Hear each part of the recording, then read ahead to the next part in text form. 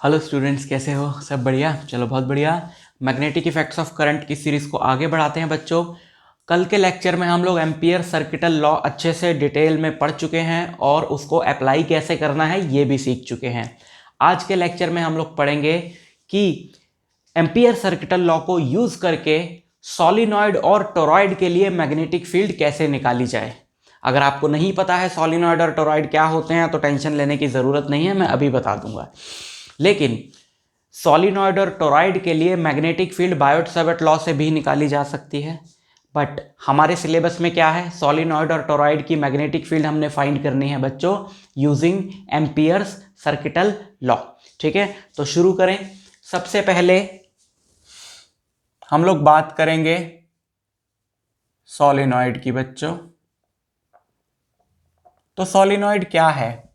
Solenoid एक, आपने electromagnet नाम से एक चीज़ पढ़ी होगी class 10th magnetic effects of current chapter में। अगर मैं एक वायर को लूं और उस वायर को मैं इस शेप में, हेलिकल शेप में मोड़ दूं, और ये टर्न्स मैं थोड़ी दूर दूर दिखा रहा हूं बट एक्चुअली में ये टर्न्स क्या हैं, बहुत पास पास हैं। And these turns are insulated from each other. इनके ऊपर कुछ ऐसा पेंट कर दिया जाएगा या इनके ऊपर कोई ऐसी कवरिंग होगी कि ये एक दूसरे के साथ, क्योंकि ये बहुत पास पास है तो टच हो सकती हैं, और टच हो जाएंगी तो इनकी इंसुलेशन चली जाएगी, तो उनको कवर किया जाता है कि टच भी हो तो इंसुलेशन बनी रहे। ठीक, तो ये है हमारा सॉलिनॉइड। और हमने इस सॉलिनॉइड में, सॉलिनॉइड के अंदर किसी भी पॉइंट पे मैग्नेटिक फील्ड फाइंड करनी है यूजिंग एम्पियर सर्किटल लॉ। ठीक है, लेकिन उसके लिए कुछ एजम्पशंस हैं बच्चों। एनसीईआरटी में जो जिस टाइप का सॉलिनॉइड है उसकी क्या एजम्पशंस हैं वो हम देख लें। एनसीईआरटी में है आइडियल सॉलिनॉइड। अब ये क्या बला है? Ideal solenoid. आइडियल सॉलिनॉइड क्या है? अच्छा बच्चा, प्यारा बच्चा, ideal student, ideal son, ideal father type, ideal solenoid. Ideal solenoid क्या है कि नॉर्मल जो सॉलिनॉइड होता है, मतलब ये ऐसा, ये किसी भी तरह का हो सकता है। मतलब इसकी लेंथ कम हो सकती है, ज़्यादा हो सकती है, इसका रेडियस बहुत ज़्यादा हो सकता है, बहुत कम हो सकता है। ठीक, लेकिन हमने जो पढ़ना है वो आइडियल सॉलिनॉइड है। आइडियल सॉलिनॉइड की प्रॉपर्टी ये है कि length of solenoid, ideal solenoid की बात कर रहे हैं, इज वेरी लॉन्ग, मतलब बहुत लंबा, जिसको हम लोग बोलते हैं length of solenoid is infinite. But practically infinite length का सॉलिनॉइड तो नहीं हो सकता है। तो इसकी कंडीशन क्या है बच्चों? वेरी लॉन्ग से हमारा क्या मतलब है? हमें कैसे पता चले कि इतनी लेंथ वेरी लॉन्ग होती है या कम लेंथ वेरी लॉन्ग होती है ना? तो अगर इसकी लेंथ है L, अगर इसकी लेंथ है L और इसका रेडियस है R, तो वेरी लॉन्ग से हमारा मतलब है, आइडियल सॉलिनॉइड से हमारा मतलब है कि L is much much greater than R। ऐसा पतला सा सॉलिनॉइड देखो, ऐसा, जिसका रेडियस बहुत ही कम है और लेंथ बहुत ज्यादा, इसको बनाते जाओ बनाते जाओ बनाते जाओ, ये और लंबा चाहे बना दो, इसको हम लोग आइडियल सॉलिनॉइड बोलेंगे। और एनसीईआरटी के अकॉर्डिंग हमने जो डेरिवेशन करना है बच्चों मैग्नेटिक फील्ड फाइंड करने का, वो आइडियल सॉलिनॉइड के लिए ही करना है। कारण क्या है? ओके, क्यों दूसरे के लिए क्यों नहीं करना? क्योंकि दूसरे के लिए कहानी थोड़ी सी कॉम्प्लिकेटेड हो जाती है। नॉट कॉम्प्लिकेटेड मतलब बड़ी हो जाती है। जैसे ये आइडियल सॉलिनॉइड नहीं है मान लो, तो इसके इस पॉइंट पे, इस पॉइंट पे, इस पॉइंट पे, इस पॉइंट पे, इस पॉइंट पे मैग्नेटिक फील्ड डिफरेंट आएगी। एक्सिस पे अगर मैं कोई भी पॉइंट लेता हूं, ये लेता हूं, ये लेता हूं, ये लेता हूं, ये लेता हूं, तो मैग्नेटिक फील्ड अलग आएगी। लेकिन यहां पे क्या हो गया? यहां पे ये इतना पतला है कि आप ये कह ही नहीं सकते कि इसका एक्सिस अलग और बाकी पार्ट्स अलग, है ना? ये इतना पतला है। देखो मैंने तो फिर भी थोड़ा मोटा बनाया। आइडियल सॉलिनॉइड से हमारा मतलब है इससे भी पतला। तो क्या एक्सिस और क्या बाकी की लाइन? एक एक्सिस ही है बस इसके अंदर, है ना, और एक्सिस पे किसी भी पॉइंट पे हम लोग मैग्नेटिक फील्ड निकाल लेंगे। अगर मैं आपको जनरल डेरिवेशन कराता तो और अच्छे से अपनी बात को समझा पाता, लेकिन वो जनरल डेरिवेशन मतलब कि एम्पियर सर्किटल लॉ यूज करके नहीं, बायोट-सैवर्ट लॉ यूज करके किसी भी तरह के सॉलिनॉइड के किसी भी पॉइंट पे मैग्नेटिक फील्ड निकालने का डेरिवेशन, बट वो मैं यहाँ नहीं कराऊंगा क्योंकि वो वाला हमको नहीं करना है एनसीईआरटी के 12th के सिलेबस के अकॉर्डिंग, है ना। तो हम आइडियल सॉलिनॉइड की बात करेंगे। तो मैग्नेटिक फील्ड हम पहले समझ लेते हैं, है ना, कि कहाँ पर कैसी मैग्नेटिक फील्ड लाइन्स है, उसके बाद हम बात करें तो ज़्यादा बेटर रहेगा कि इसके लिए सेम क्यों होगी या अलग क्यों होगी, आइडियल नहीं हो सॉलिनॉइड तो उसके लिए, है ना, तो ज़्यादा अच्छे समझ में आएगी बात। देखो मान लो इसमें से यहाँ से हमने ऐसे करंट छोड़ा, जब तक इसमें करंट ही नहीं होगा तो इसके अराउंड मैग्नेटिक फील्ड क्या है क्या नहीं है उस बारे में बात करना तो बेवकूफ़ी है। अकेला सॉलिनॉइड अपनी मैग्नेटिक फील्ड थोड़ी पैदा करेगा, जब तक उसमें क्या नहीं होगा, उसको हम बैटरी से कनेक्ट नहीं करेंगे, सेल से कनेक्ट नहीं करेंगे, जब तक उसमें करंट नहीं दौड़ेगा। ठीक है, तो हमने इसको ये सेल से या बैटरी से कनेक्ट कर दिया और इसमें करंट दौड़ने लगा। ये करंट ऐसे गया, ऐसे ऐसे फिर ऐसे फिर ऐसे फिर ऐसे फिर ऐसे ऐसे घूमता घूमता घूमता घूमता ऑब्वियसली यहाँ से ऐसे करके ऐसे बाहर आ जाए। समझ में आया? लेकिन आपको थोड़ा और विजुअलाइज करना पड़ेगा इसको बच्चों। इसकी जो टर्न्स हैं वो ऐसे हैं कि ये टर्न ऐसे आधी बाहर आ रही है बोर्ड से और ऐसे अंदर जा रही है सेमी सर्कुलर फॉर्म, ये बाहर आई और ये अंदर गई और वो पीछे से बाहर आई। समझ रहे हो? एक सॉलिनॉइड आप इमेजिन करो जिसका आधा सेमी सर्कुलर पार्ट ऐसे बोर्ड से अंदर आ रहा है और आधा दूसरी तरफ से बाहर आ रहा है ना, ऐसे ये ऐसे करके ऐसे अंदर चला गया और वो पीछे से बाहर आया, है ना। फिर दूसरी टर्न भी, फिर तीसरी टर्न भी। इनमें से अगर मैं कुछ टर्न्स बनाऊं, एक टर्न ये, एक टर्न ये, एक टर्न ये, है ना, ये है आगे वाली टर्न्स।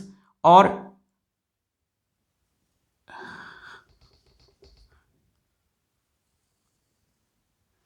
डॉटेड से हम बना देते हैं पीछे वाली टर्न्स।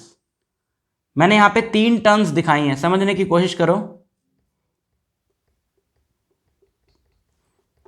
डॉटेड वाला जो हिस्सा है वो है पीछे वाली टर्न्स, पीछे वाला हिस्सा, और ये जो सॉलिड वाला है ये आगे की तरफ, ये बोर्ड से बाहर आके और फिर अंदर जाके वो पीछे से आ रहा है। ठीक है, ये बाहर आके अंदर जाके पीछे से आ रहा है। ये जुड़ी हुई होंगी टर्न्स, बट है ना, ये कंटिन्यूएशन में ना, ये इससे जुड़ी होगी, इससे जुड़ी होगी, बट वो चीज़ हमने नहीं दिखाई सिंप्लिसिटी के लिए।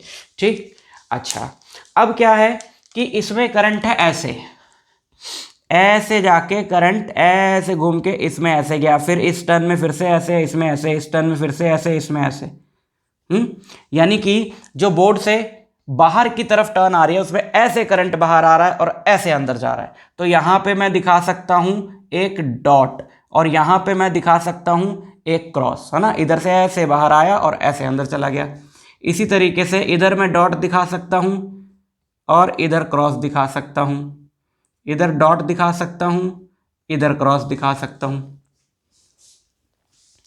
समझ में आ रही है ना बात? अच्छा, तो अगर मैं इस तरफ से देखूं, मैं इस तरफ से देख रहा हूं और ये रहा सॉलिनॉइड, तो मैं यहां पे जब देख रहा हूं तो ऐसे मुझे दिख रहा है करंट, है ना। इस तरफ से अगर मैं देख रहा हूं इस सॉलिनॉइड को तो ऐसे दिख रहा है मुझे करंट, ऐसे, यानी कैसे, क्लॉकवाइज सेंस में। अब उस क्लॉकवाइज सेंस में अगर मैं इसका ऊपर वाला हिस्सा पकड़ता हूं और देखना चाहता हूं कि ऊपर मैग्नेटिक फील्ड लाइंस कहां हैं, तो मैं ऐसे, है ना, ऐसे ऐसे, तो ऊपर वाला हिस्सा लिया, अगर मैंने इस सर्कल का ऊपर वाला हिस्सा लिया, करंट इसमें ऐसे आपकी तरफ, तो मैंने ये थंब इधर रखा और इसको ऐसे पकड़ा, ऐसे। तो यहां पे अगर मैं इसके लिए मैग्नेटिक फील्ड लाइन बनाऊं, ऐसे आएगी, इसके लिए बनाऊं ऐसे आएगी, इसके लिए बनाऊं ऐसे आएगी। यहां पर मैग्नेटिक फील्ड लाइंस बनाई ऊपर वाले पार्ट के लिए, है ना, ऐसे। कैसे है उसमें, कैसे है करंट, ऐसे। इसमें कैसे है करंट, बिल्कुल ऐसे ही। इसमें कैसे है करंट, बिल्कुल ऐसे ही।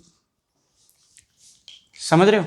और इन सारी टर्न्स के बीच में और टर्न्स भी होंगी, उनकी भी ऐसे ही होंगी मैग्नेटिक फील्ड लाइन। आप ये मानो कि इन दोनों टर्न्स के बीच में और टर्न्स हैं, मतलब इन दोनों मैग्नेटिक फील्ड लाइंस के बीच में और मैग्नेटिक फील्ड लाइंस हैं, इन दोनों मैग्नेटिक फील्ड लाइंस के बीच में और मैग्नेटिक फील्ड लाइंस हैं। तो यहां पे आपको ये देख रहे हो, यहां पे मैग्नेटिक फील्ड इधर, इसकी इधर, यहां पे इसकी मैग्नेटिक फील्ड इधर, इसकी इधर, यानी यहां पे ऐसे पॉइंट्स आपको मिलेंगे हर जगह पे जहां मैग्नेटिक फील्ड लाइन एक की ऊपर है दूसरे की नीचे। समझ में आया बात? तो क्या होगा, वो तो कैंसिल करेगी एक दूसरे को, कैंसिल करेगी तो नेट मैग्नेटिक फील्ड क्या होगी, जीरो। तो यहां पे आउटसाइड मैग्नेटिक फील्ड जीरो है। या फिर अगर हम इन वाले पॉइंट्स को, मतलब इनको कंसीडर करें, इन पॉइंट्स को कंसीडर करें यहां पे, तो ये एक हम यहां पर भी मैग्नेटिक फील्ड लाइन लें जो इसके साइज की हो, है ना, ये छोटी बना दी ना थोड़ी, दोनों बड़ी बनी हुई, इन दोनों के साइज की, ये थोड़ा और आइडिया लगेगा बढ़िया। सो इसमें ऐसे है, ऐसे। तो अगर मैं यहां यहां यहां यहां देखूं तो ऑलमोस्ट इस डायरेक्शन में ऐसे मैग्नेटिक फील्ड है ना, बट क्योंकि सारी ऐड नहीं हो रही, ये वाले हिस्से ऐड हो रहे हैं, ये सब्ट्रैक्ट हो रहे हैं, तो यहां पे मैग्नेटिक फील्ड है बट बहुत वीक है, इन पॉइंट्स पे तो है ही नहीं, ठीक। और अगर है तो बहुत वीक है, क्योंकि मैक्सिमम पार्ट जो है इसका वो तो क्या हो गया, कैंसिल हो गया। तो हमारी एजम्पशन ये रहेगी बच्चों, आज के डेरिवेशन के लिए हमारी एजम्पशन ये रहेगी, पहली एजम्पशन तो ये होगी कि length of solenoid is very long and B outside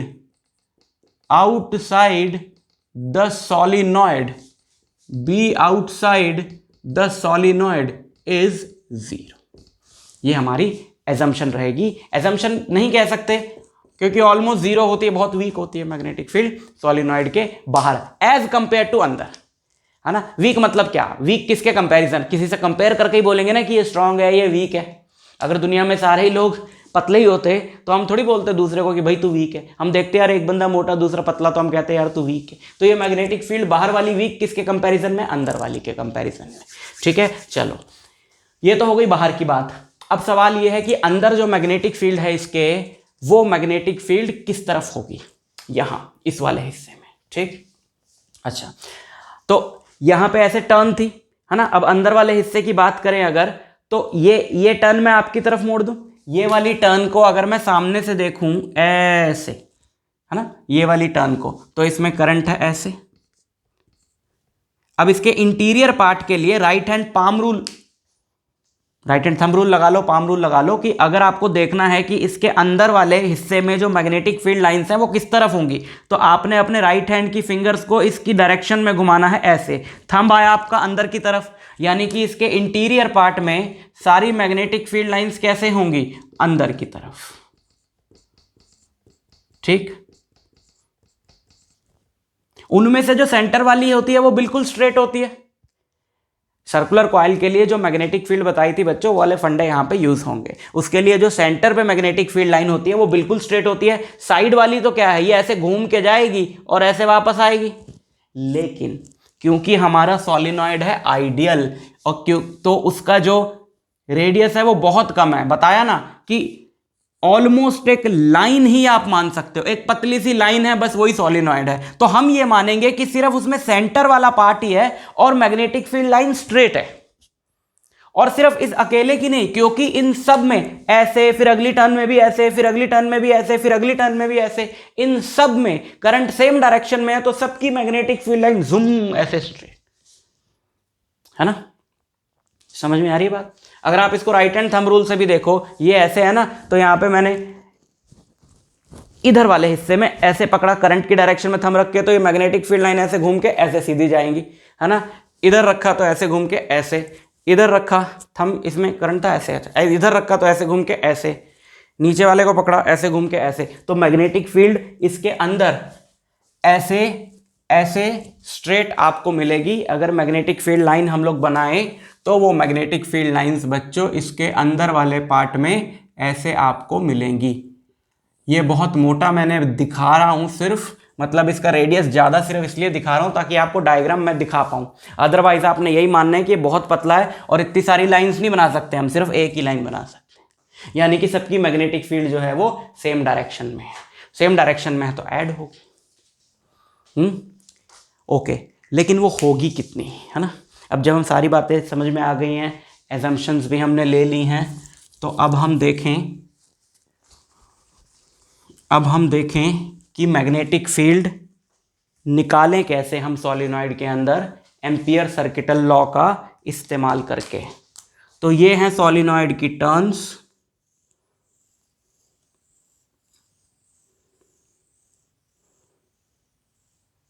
और यहां पे हम एक एम्पीरियन लूप कंसीडर करने वाले हैं बच्चों। ये ऐसा एक स्क्वायर शेप का एम्पीरियन लूप हमने लिया, मान लो PQRS लूप का इस ऑर्डर में हमने ट्रेवर्स करना है। मैंने कहा था लूप को डायरेक्शन दे देना, है ना। तो इस डायरेक्शन में हम इसको लेके चलेंगे और यहां पे अप्लाई करते हैं एम्पियर सर्किटल लॉ।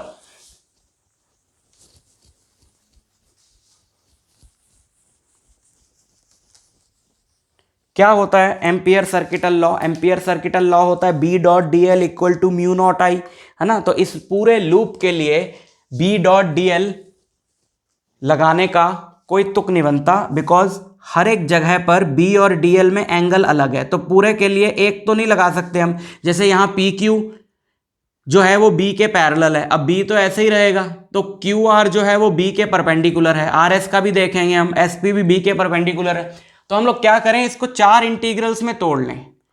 एक है इंटीग्रल PQ के लिए B डॉट DL, एक है इंटीग्रल QR के लिए B डॉट DL, प्लस एक है इंटीग्रल RS के लिए B डॉट DL, और एक है इंटीग्रल SP के लिए B dot DL, and this should be equal to by Ampere circuital law mu naught आई।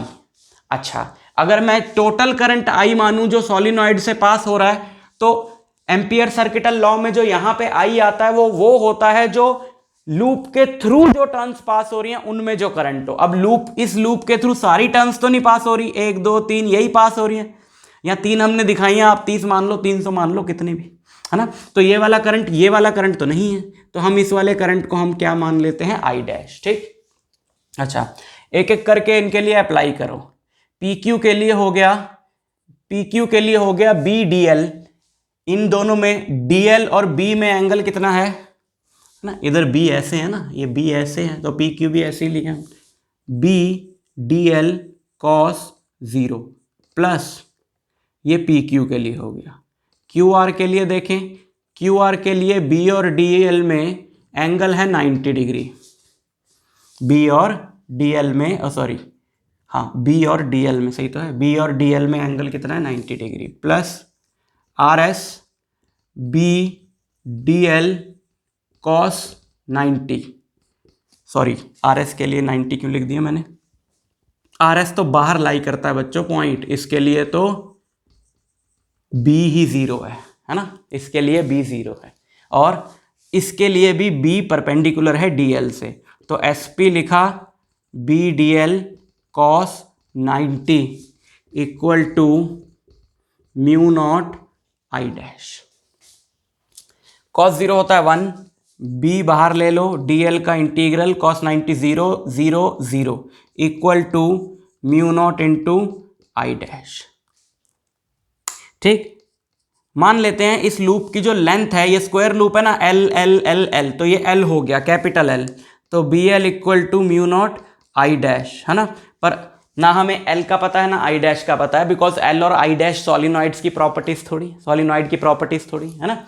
तो क्या करें, अगर मैं मान लूं कि टोटल टर्न्स जो हैं, टोटल टर्न्स सॉलिनॉइड में मान लूं कैपिटल N, और टोटल लेंथ सॉलिनॉइड की मैं मान लूं L, तो number of turns per unit length क्या होंगी, हमें देखो I डैश क्या है, हमें पता है हर एक टर्न में से कितना करंट आ रहा है I, अगर मेरे को सिर्फ ये पता चल जाए कि इतने पार्ट में से कितनी टर्न्स बाहर आ रही हैं, तो मैं I को उससे मल्टीप्लाई कर दूंगा, है ना। तो कितनी टर्न्स आ रही हैं, number of turns which are passing through this loop, कितनी होंगी, number of turns per unit length into इतने पार्ट की लेंथ। Number of turns per unit length इतनी टर्न्स है, इनटू इतने पार्ट की जो लेंथ है उससे मल्टीप्लाई कर दिया, तो इतनी टर्न्स हैं जो इस लूप के बाहर आएंगी। और हर एक टर्न में करंट है आई, तो आई डैश की जगह हम लोग क्या लिख सकते हैं, N/L। इतनी टर्न्स इसमें से बाहर आ रही हैं, हर एक टर्न में करंट है आई, तो इंटू आई, है ना। L से L कट गया, तो B कितना आया, B आया μ0 N/I/L। ये होती है बच्चों सॉलिनॉइड के अंदर मैग्नेटिक फील्ड किसी भी पॉइंट पे, ठीक। और एक सिंबल याद रखो, N/L, number of turns per unit length को हम लोग स्मॉल n लेते हैं, तो B हो जाएगा μ0 इंटू स्मॉल n इंटू आई। ये भी आप फॉर्मूला याद रख सकते हो, ठीक। तो ये डेरिवेशन है बच्चों सॉलिनॉइड के। एंड्स की अगर मैं बात करूं, टोटल अब पूरा पैटर्न अगर हम बनाए मैग्नेटिक फील्ड का, 10th में भी हमने पढ़ा है, तो ये ऐसे घूम के ऐसे वापस आती है ना, ऐसे नॉर्थ से साउथ। तो सॉलिनॉइड बिल्कुल ऐसे ही, करंट कैरिंग सॉलिनॉइड बिल्कुल ऐसे ही बिहेव करता है जैसे क्या हो, बार मैग्नेट हो। तो जैसे एंड पे जाते हैं तो डाइवर्ज होने लगती हैं लाइंस, दूर दूर जाने लगती हैं, तो एंड्स पे मैग्नेटिक फील्ड क्या हो जाती है, वीक हो जाती है एज कंपेयर टू अंदर के किसी भी पॉइंट। और कितनी होती है वो फील्ड, μ0 Ni/2 होती है। एंड्स पे कितनी होती है, μ0 Ni/2, बट उसका जो डेरिवेशन है वो ये नहीं है, वो जो बायोट-सैवर्ट लॉ से लंबा वाला डेरिवेशन जिसकी मैं बात कर रहा हूं उससे हम निकाल सकते हैं, बट आपको ये वाला डेरिवेशन करना। समझ में आई बात, ओके। अगला है टोरॉइड या टोरॉइडल सॉलिनॉइड भी बोलते हैं उसको।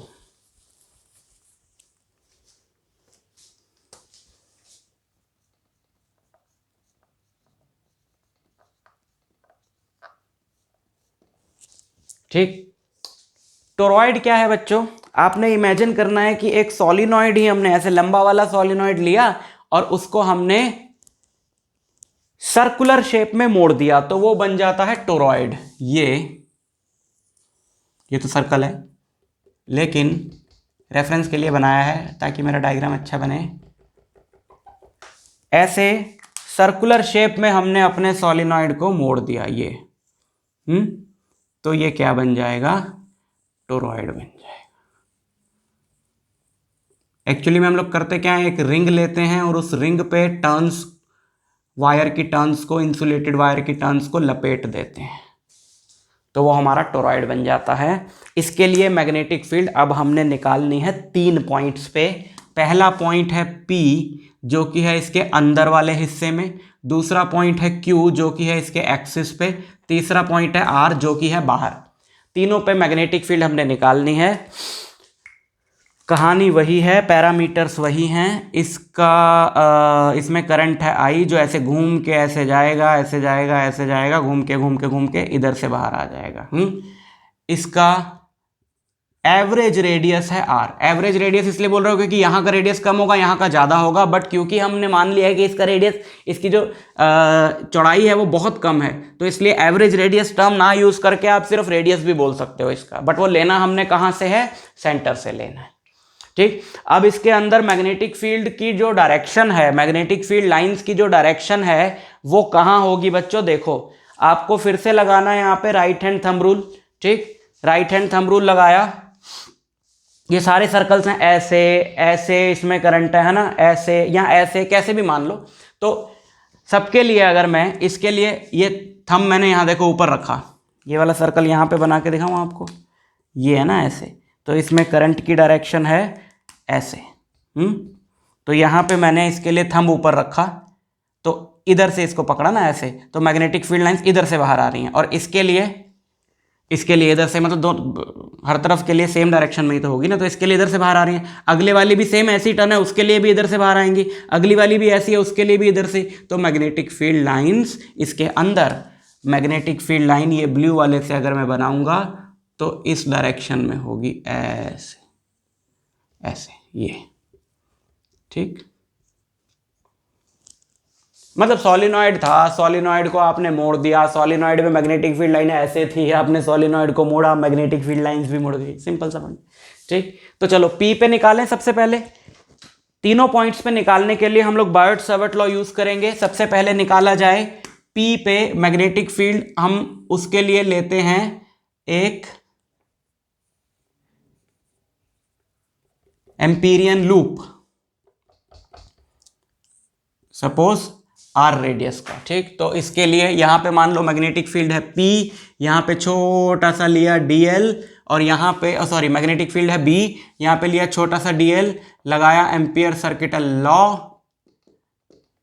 Equal to mu nought into total current passing through the loop. इस वाले लूप से टोटल करंट कितना है? अरे है ही नहीं। इस वाले लूप के थ्रू क्या कोई टर्न पास हो रही है? नहीं, तो into 0 which gives B at P is 0, है ना। यानी कि ये पहला रिजल्ट है हमारा कि टोरॉइड के अंदर वाले हिस्से पे कोई मैग्नेटिक फील्ड नहीं होगी किसी भी पॉइंट पे। अब बात करते हैं आर की। B at R dot dl equal to mu nought into total current passing through the loop. R से पास होता हुआ एक लूप लो, आर से पास होता हुआ एक लूप लेंगे, ये एम्पीरियन लूप। ठीक है, इसके थ्रू कितनी टर्न्स पास हो रही हैं बच्चों? कितनी ऐसी टर्न्स हैं जो इसमें से करंट ला रही हैं इसके थ्रू पास होके? अब देखो, इस वाली टर्न से करंट जा रहा है अंदर, इससे घूम के यहां से आ रहा है बाहर। ये भी वैसा ही है ना कि आधा सेमी सर्कुलर पार्ट इसका बोर्ड के बाहर है, आधा अंदर है। तो ऐसे ये बोर्ड के अंदर गया, फिर ये बाहर आया, फिर ये अंदर गया, ये बाहर आया, फिर ये अंदर गया, ये बाहर आया, फिर ये अंदर गया, ये बाहर आया, है ना। तो और ये सारे पॉइंट, चाहे ये वाले कह लो चाहे ये वाले कह लो, ये सारे पॉइंट्स इस वाले लूप के तो अंदर ही पड़ रहे हैं। यानी इस वाले लूप के इंटीरियर में जितनी वायर्स हैं, जितनी लाइंस हैं, करंट बाहर ला रही हैं, उतनी ही अंदर ले जा रही हैं। और मैंने आपको कहा था कि लूप के थ्रू एक तरफ आने वाले करंट का साइन हम अलग लेते हैं, दूसरी तरफ जाने वाले का अलग लेते हैं। ठीक, क्योंकि ये अगर आप काउंट करो 1 2 3 4, जितनी भी डॉट्स आपको मिलेंगी उतने ही क्रॉसेस मिलेंगे, क्योंकि हर एक टर्न में एक डॉट होगा, एक क्रॉस होगा। यानी हर एक टर्न में करंट एक तरफ से अंदर जा रहा है, दूसरी तरफ से बाहर आ रहा है। यानी कि टोटल करंट जो अंदर जा रहा है और टोटल करंट जो बाहर आ रहा है वो बराबर होगा। अगर उस करंट को मैं I मान लूं तो यहां पे मैं लिखूंगा I माइनस I, यानी कि 0, which gives BR equal to 0। This is the second result. ना फील्ड इसके अंदर है ना बाहर है। अब बात करें Q की। Q ये है पॉइंट, और Q लिखा ही हुआ है, दोबारा क्यों लिख रहा हूं। Q से पास होती हुई ये ब्लैक वाला जो डॉटेड लाइन है, ये एम्पीरियन लूप है। Q के लिए लगाएं BDL, Q के लिए BDL। अच्छा, ये लूप ऐसे है ना, देखो ऐसे DL, और अभी बताया मैग्नेटिक फील्ड लाइन भी कहीं पे भी DL ले लो, मैग्नेटिक फील्ड लाइन उसी की डायरेक्शन में आपको मिलेगी। So BDL cos 0 degree equal to mu nought into कितना करंट है। अब इसमें टोटल करंट तो I है ना, टोटल करंट I है। I एक टर्न का करंट है। मैंने उस वाले करंट को भी I ले लिया जितना मैंने माना था कि टोटल, मान लो इसमें से I अंदर जा रहा है, I बाहर जा रहा है ना। तो आपको अगर कोई कंफ्यूजन हो रही है तो इसको I डैश ले लो। ठीक, अच्छा, अब ये वाली जो टर्न्स हैं क्रॉस वाली बच्चों, ये क्रॉस वाली टर्न्स तो तीसरे वाले लूप के बाहर छूट गई।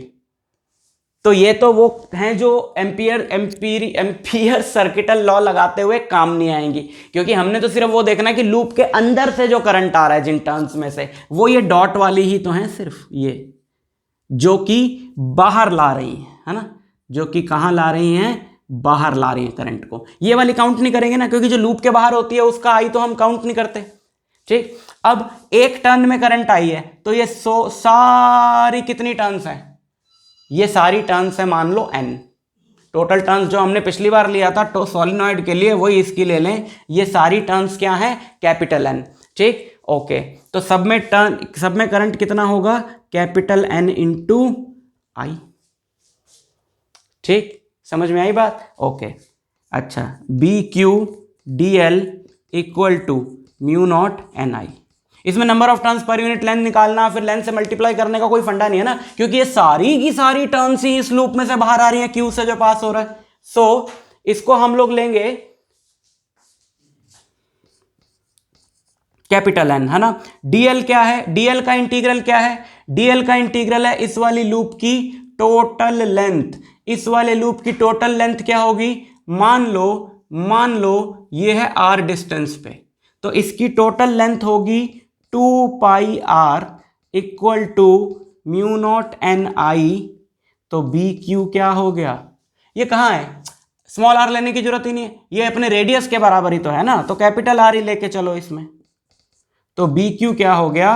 Mu naught N I by 2 pi R, और 2 पाई आर है इसकी टोटल लेंथ, तो n by 2 pi R is number of turns per unit length, है ना। तो बी क्यू क्या आएगा? Mu nought small N I, यानी कि ठीक वही रिजल्ट आया जो सोलिनॉइड के लिए आया था। और एंड्स पे क्या फील्ड होगी वो तो पूछना ही बेकार है, क्योंकि इसके कोई एंड्स है ही नहीं। तो ये दो डेरिवेशंस हैं बच्चों, बहुत इंपॉर्टेंट है। क्वेश्चंस तो इन पे बिल्कुल सिंपल से हैं, डायरेक्ट फॉर्मूला बेस्ड न्यूमेरिकल्स हैं, वो आप अपनी किसी भी बुक से प्रैक्टिस कर लेना। मैं आपसे मिलूंगा इसी सीरीज के नेक्स्ट वीडियो लेक्चर में, तब तक के लिए ऑल द बेस्ट।